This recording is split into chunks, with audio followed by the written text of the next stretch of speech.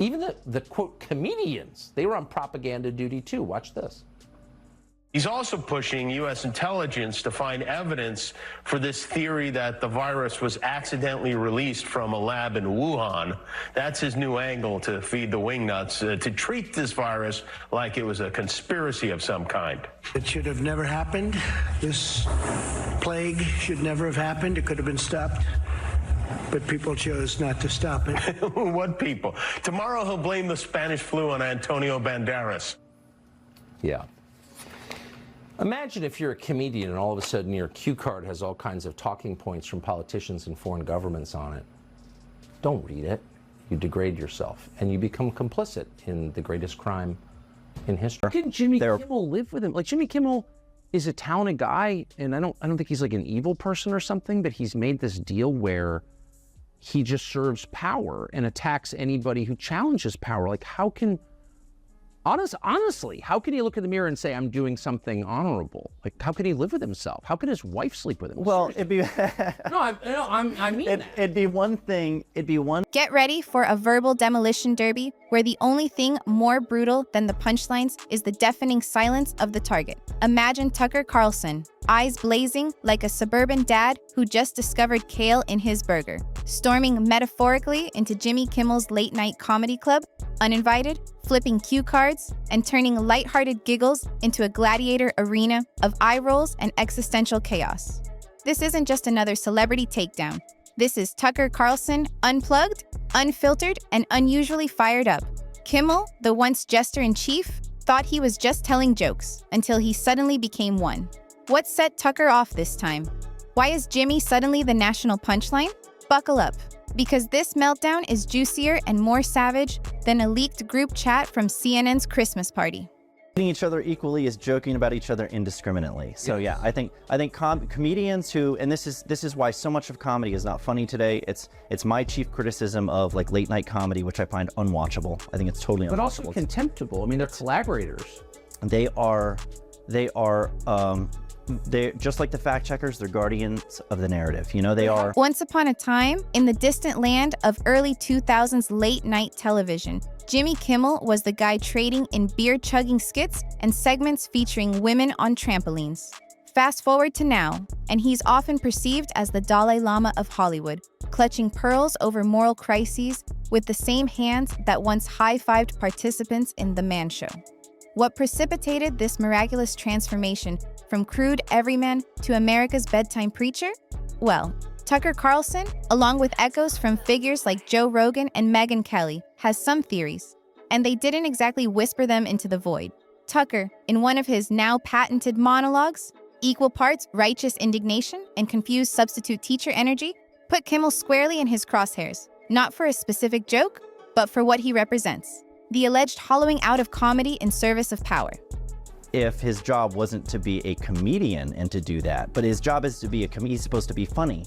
And comedians are supposed to hold people in positions of power accountable. Suck up Yeah. to the people in charge. Exactly. He's their Praetorian guard. Yeah. And it's like the self-hatred he must feel, because he wasn't always, that's my point. Yeah. I mean, Colbert has always been a hard partisan, talented guy, but obviously he's not a comedian. But Kimmel was a comedian. Like, how does he, I don't understand.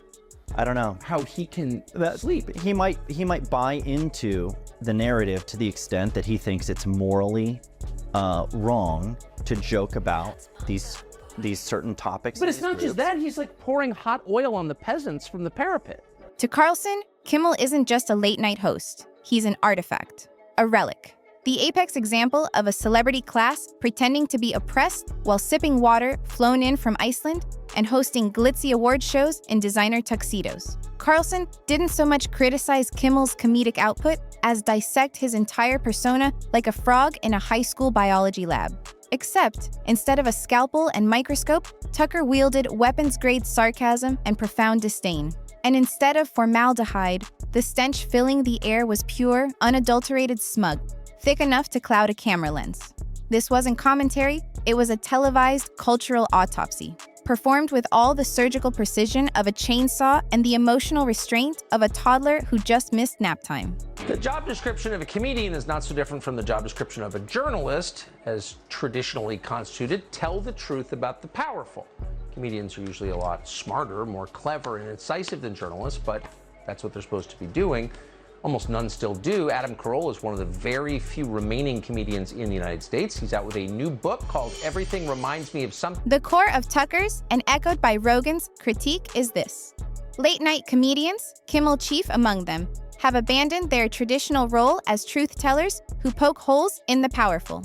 Instead, they've become collaborators, guardians of the narrative, effectively the Praetorian Guard for the people in charge. They aren't challenging power, they're serving power, attacking anyone who dares to question the established order. Carlson paints a picture of Kimmel as a man who must feel an immense self-hatred because he wasn't always that.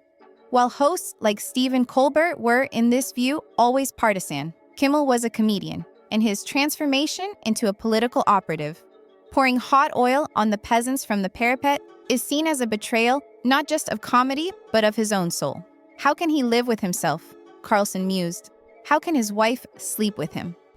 There are a lot of people who are like on your side because they're for free speech, who are not actually for free speech at all, who are pushing, a very specific foreign policy agenda, for example, and using another issue to lower your defenses and let themselves into your brain.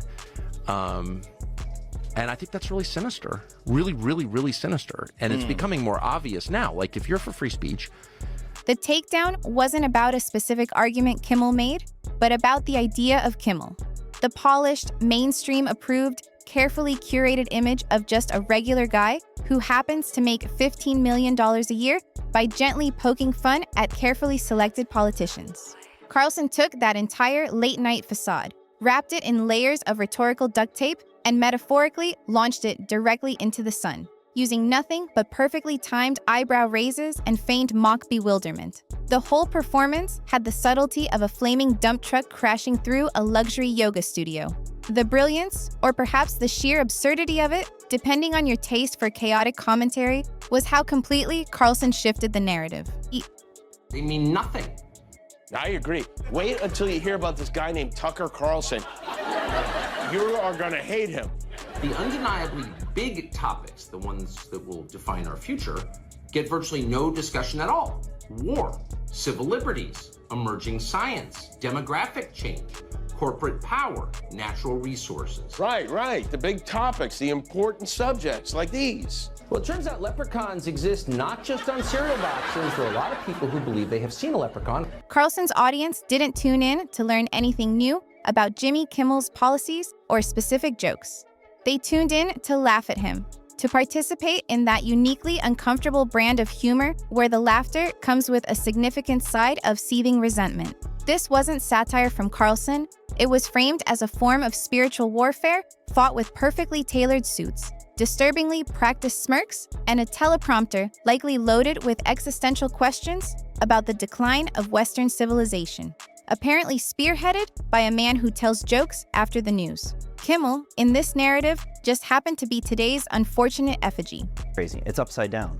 The comedians should be poking holes in the popular narrative, not propping it Jimmy up. Kimmel is. Like, truly. No, I mean it. You said it, no not amount me. of money is worth what he's doing, in my opinion. Yeah, but it's how they control speech and thought. If your worldview is incoherent and impossible to defend rationally, Yes. then you have to insulate it from criticism. And what's the most effective kind of criticism there is? I think it's mockery, which exposes foolishness for what it is. To understand why Tucker zeroed in on Kimmel with the ferocity of a laser-guided eye roll, one has to look at Kimmel's own alleged metamorphosis.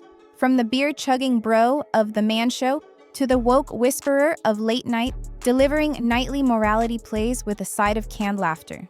It's a transformation that, to critics like Carlson, reads not as genuine growth, but as calculated performance art, perhaps bad performance art at that. Imagine a Shakespearean play where everyone inexplicably forgets their lines and starts blaming capitalism instead. Tucker didn't just toss Kimmel into the gladiator pit of public ridicule, he meticulously built the pit himself, lit all the torches, and then invited the national audience to watch the spectacle.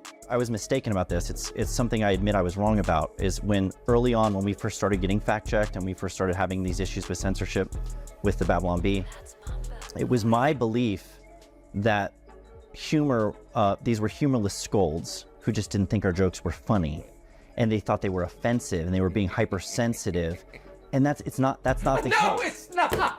It's- You're going through the stages of realization. The here. stage of realization. I eventually learned and came to realize that it's not humor. Humor's a vehicle for truth delivery. They don't like the fact that the narrative is being challenged in a way that's effective, and so they have to shut you up.